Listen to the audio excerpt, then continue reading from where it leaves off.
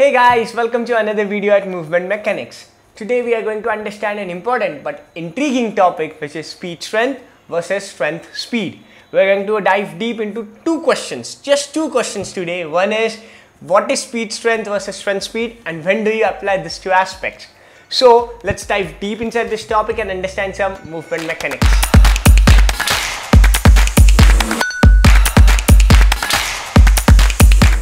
Okay guys, so understanding speed strength versus strength speed, the differences between these two. First we need to understand the training pyramid. So what is the training pyramid? Training pyramid is the phases which you undergo throughout a training cycle. So there is something which is called as progression in a training phase, right? So in a training pyramid, you start off with hypertrophy, then you progress to strength, then you progress to power, then you progress to plyometrics. Now power and plyometrics can be interchangeably used as strength speed and speed strength respectively. So power is generally termed as strength speed and plyometrics is generally termed as speed strength. Alright, so what is the difference between these two terminologies? You are just interchangeably using it, right? Strength speed and speed strength, just putting speed first and putting strength last. So that is what the difference is, right? That's what everyone's perception is. But the difference is massive. Okay, when we talk about speed strength, we are talking about lifting light weights with excessive velocity. For instance, when you are doing high jumps, for instance, when you are lifting, say, just a trap bar, empty trap bar for doing vertical jumps, that is where your speed strength comes into the picture, which is lifting light weights for higher amount of velocities, which will produce lots of force, right? Now, when we talk about strength speed, it is exactly opposite of speed strength, which is lifting heavy weights for higher velocities for generating higher amount of force.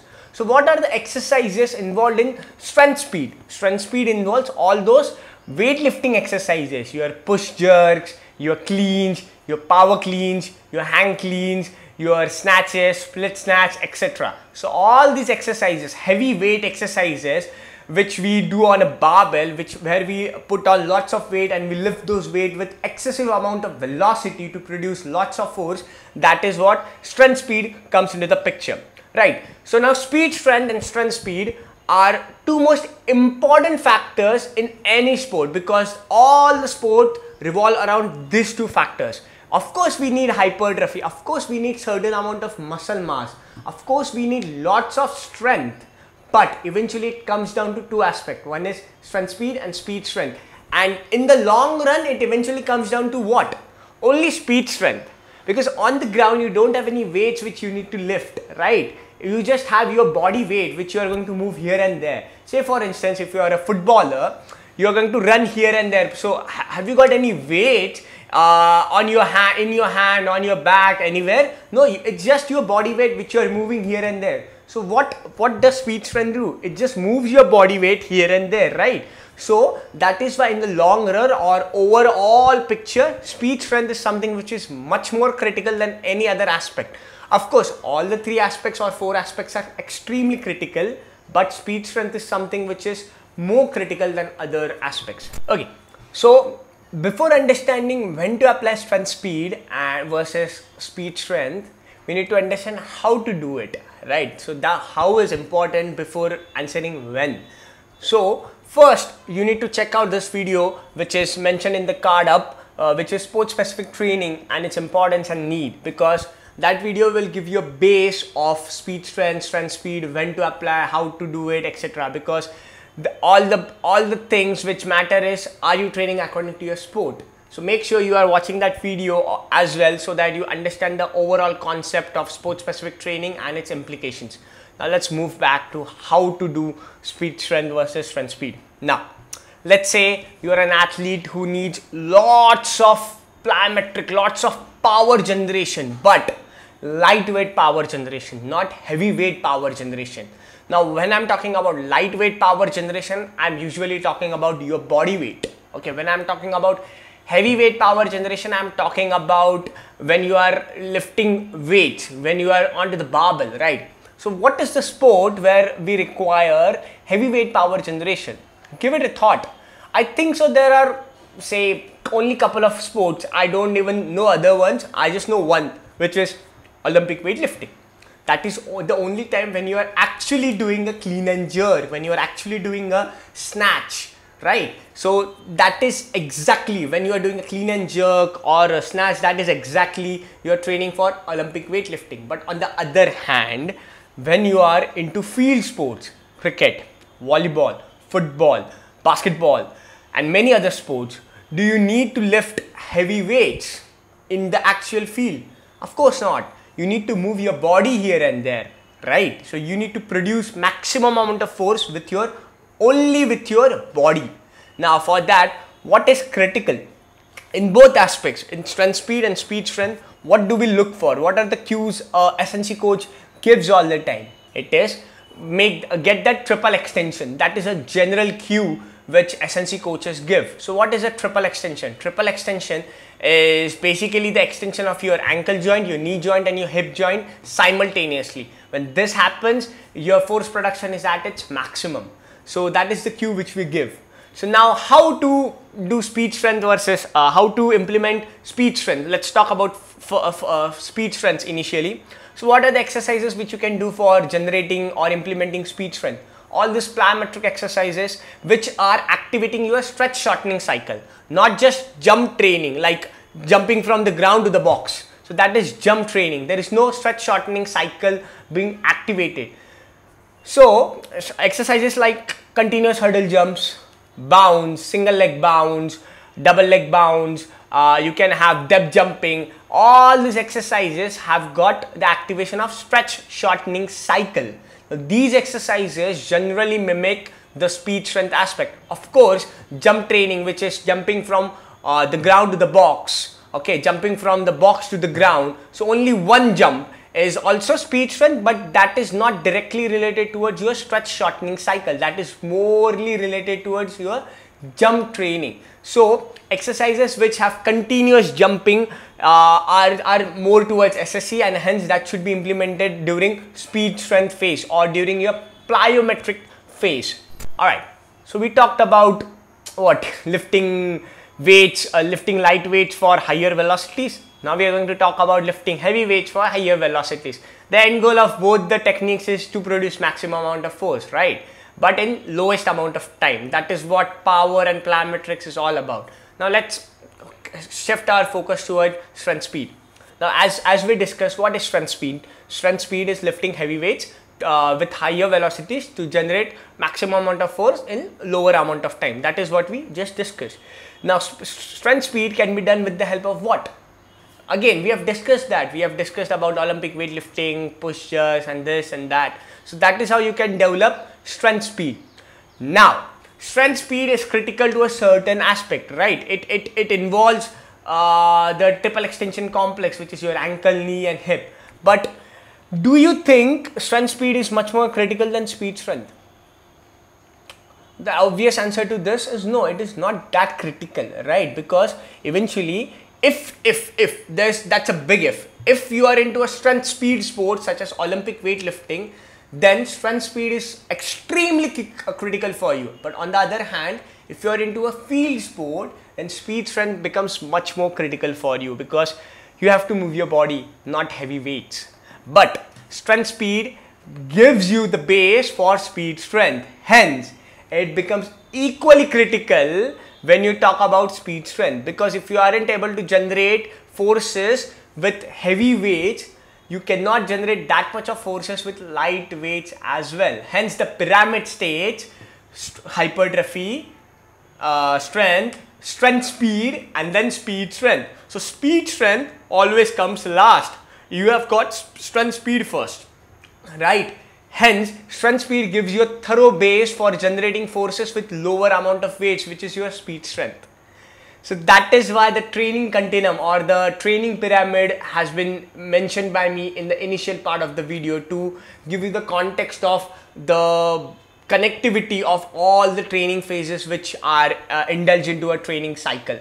So to conclude this entire aspect of how, so speed strength is much more critical for field sport and strength speed is much more critical for sports such as Olympic weightlifting. But in field sports, You have got StrengthSpeed, which gives you a thorough base for what? SpeedStrength. Alright. So we have understood the how now. Now we need to interlink this how to when. So when do you utilize SpeedStrength and when do you utilize StrengthSpeed? These are the two major questions which everyone asks me, because there is lots of confusion. Should we indulge both of them together? Should we indulge both of them separately, like one phase for StrengthSpeed phase, one phase for SpeedStrength phase? Everyone has got their methodologies. Okay, there is no right or wrong in this manner. So most of the coaches, what they do is that they indulge both of them together. So there are certain exercises which are StrengthSpeed based, and then there are certain exercises which are SpeedStrength based. But then the weightage of both the exercises varies in a single training program. Say for instance, we are talking about a weekly training program when you are training on Monday, Wednesday and Friday, 3 days a week. So now Monday you have got much more emphasis on SpeedStrength, but it doesn't mean that you will not have StrengthSpeed exercises like Olympic weightlifting. Wednesday you have got much more emphasis, equal emphasis, to be honest, equal emphasis on both the aspect, 50-50. Let's say you are giving 6 exercises in total, so 2 are from SpeedStrength and 2 are from StrengthSpeed, and the rest is either something which is different like a squat or something like that, which are either hypertrophy oriented or strength oriented. And lastly, you are giving much more emphasis on the StrengthSpeed aspect. So it can be done together, it can be done separately as well. Like separately it becomes very difficult when we are talking about team sports, because nowadays the seasons are extremely packed. You've got back-to-back matches. You cannot program keeping different sessions differently because of the complexity of the training modalities, complexity of the schedules which athletes are facing. Hence, nowadays, normally what coaches do is that they cluster together all the aspects and then they give a program. So that is termed as periodization. So if you want to know more about periodization, make sure you are leaving in the comments below so that I can make a excellent thorough video about periodization, how to implement it, how useful it is, and what are my personal thoughts on periodization and utilization into a thorough strength and conditioning program. So let's hop back onto when. Now let's talk about the phases of the seasonal phase of an athlete. So athletes has got what? 4 phases, right? So again, linking this to the periodization aspect, which you are going to understand in the upcoming videos. So athlete has got 4 phases. First phase is the off season.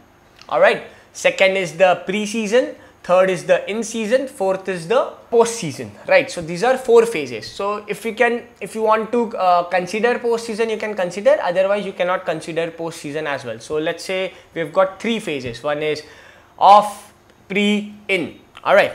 Now when do you implement StrengthSpeed versus SpeedStrength? That's the question. Now you can implement all these aspects in the off-season as well. You can implement all the aspects in the in-season as well as the pre-season. There is no thumb rule that during the off season you just need to implement strength or hypertrophy. There is no thumb rule that during the in season you just need to focus on generating high levels of velocity to produce as much of force in lower amount of time. There is no such thumb rule. But again, the percentage or the weightage given to a certain phase of training varies. During an off season, the percentage or the weightage would be towards what? Hypertrophy and basic strength. But during the in-season or the pre-season, the weightage would shift towards StrengthSpeed and SpeedStrength. So you have to give all the exercises during all sorts of phases, but then the weightage has to vary.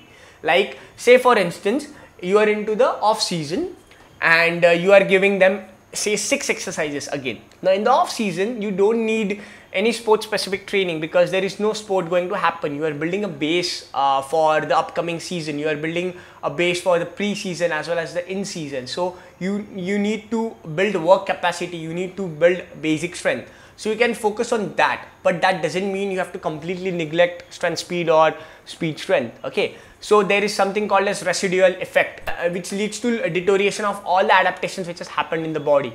So if you are not training for SpeedStrength and StrengthSpeed, then those adaptations are going to go down over a period of time.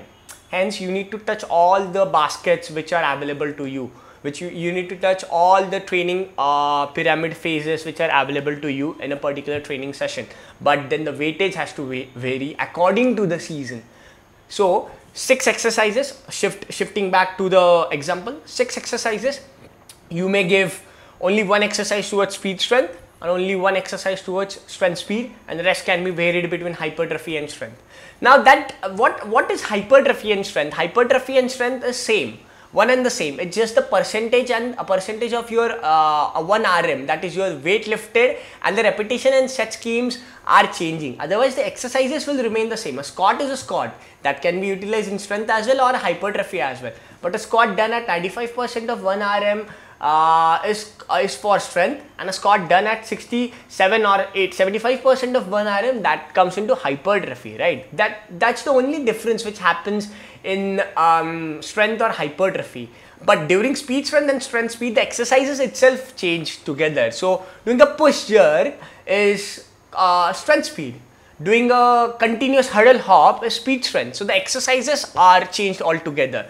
So that's how you can vary your weightage of exercises according to your phases.